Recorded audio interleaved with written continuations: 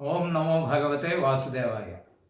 శ్రీ మహావిష్ణువుకి విష్ణు సహస్రనామాలలో అనంత అనే నామం ఉంది.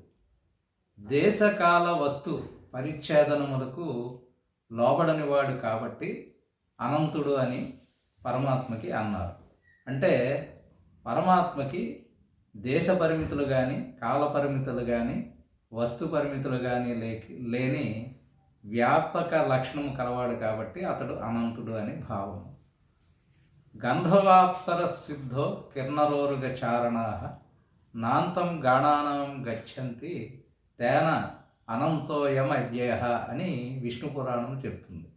అంటే గంధర్వులు, అప్సరసలు, సిద్ధులు, కిన్నరులు, నాగులు, చారణులు వీరు కూడా అతని యొక్క ఆద్యంతములను దర్శింపలేని వారు కాబట్టి అతడు అనంతుడని విష్ణు పురాణము కూడా నిర్ధారిస్తుంది. స్వస్తి.